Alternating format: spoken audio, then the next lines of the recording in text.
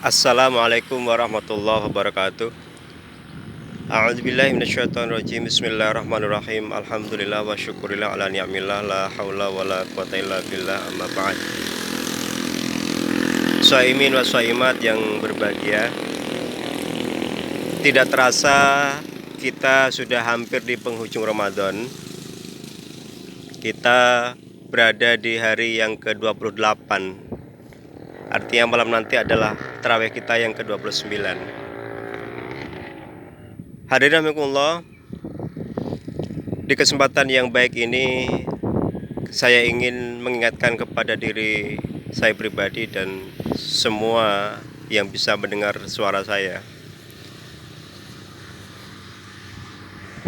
Penyakit hati sesungguhnya adalah penyakit bawaan naluriah yang melekat dalam diri manusia.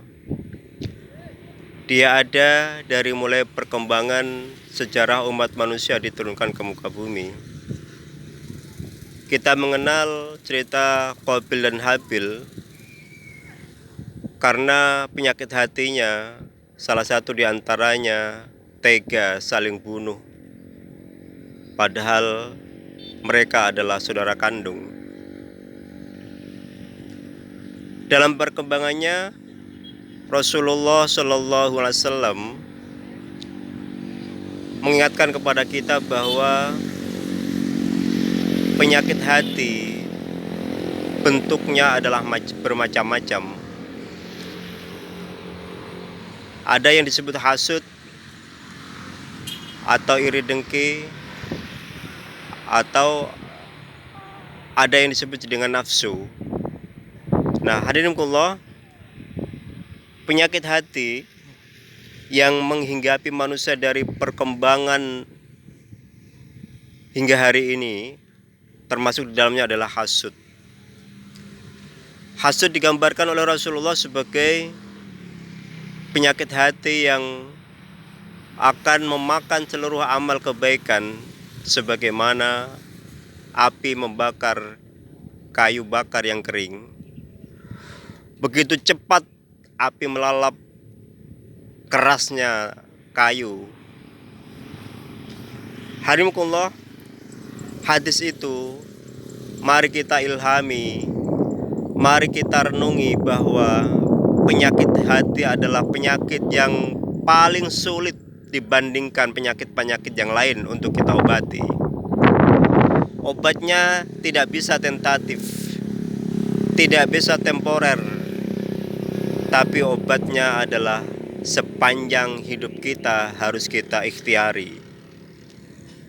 Bagaimana cara kita menghilangkan hasud dalam diri kita?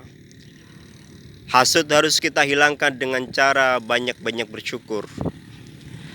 Wa in ta'adzana rabbukum la in syakartum la azidannakum wa la in kafartum inna adzabi lasyadid.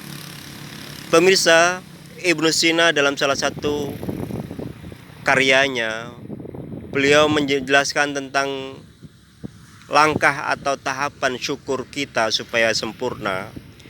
Yang pertama, syukur harus kita maknai secara bil lisan. Harus kita ucapkan dengan lisan kita ketika kita mendapatkan kenikmatan Allah Subhanahu wa taala. Kita harus mengucapkan alhamdulillah, karena alhamdulillah tamlaul mizan, kata Rasul. Karena alhamdulillah, ucapan alhamdulillah pada akhirnya nanti akan memberatkan timbangan kita di akhirat. Tidak cukup dengan lisan, kita harus mengekspresikan syukur kita dengan tasdiqum bil qalbi, membenarkan dalam hati kita bahwa semua yang kita dapatkan, semua yang kita miliki adalah semata-mata anugerah Allah Subhanahu wa taala. Kesehatan yang kita punya, jabatan yang kita punya, harta yang kita punya adalah sesungguhnya semata-mata anugerah Allah Subhanahu wa taala. Tidak boleh ada takabur dalam diri kita bahwa apa yang kita peroleh adalah karena hebatnya kita berusaha. Yang ketiga, hadirin Allah, syukur harus kita maknai dengan amalin bil arkan, harus kita ekspresikan dalam perbuatan. Syukur kesehatan yang kita dapatkan, jabatan yang kita dapatkan, kemuliaan kita dapatkan, harus kita distribusikan, harus kita pergunakan untuk kebaikan, sehingga pada kenyataannya kita merasa bahwa kita adalah orang-orang yang senantiasa dalam posisi lemah tanpa pertolongan Allah. Mari kita pergunakan kesehatan, kita pergunakan luangnya waktu kita untuk semata-mata mengabdi kepada Allah Subhanahu wa taala. Mudah-mudahan puasa kita yang hampir usai senantiasa mendapatkan taqabbul oleh Allah, dan pada akhirnya menghadirkan ridha Allah, dan lil muttaqin pada akhirnya adalah menjadi bagian dari milik kita. Adanallahu wa iyyakum ajma'in. Wallahul muwaffiq ila aqwamit thoriq. Wassalamualaikum warahmatullahi wabarakatuh.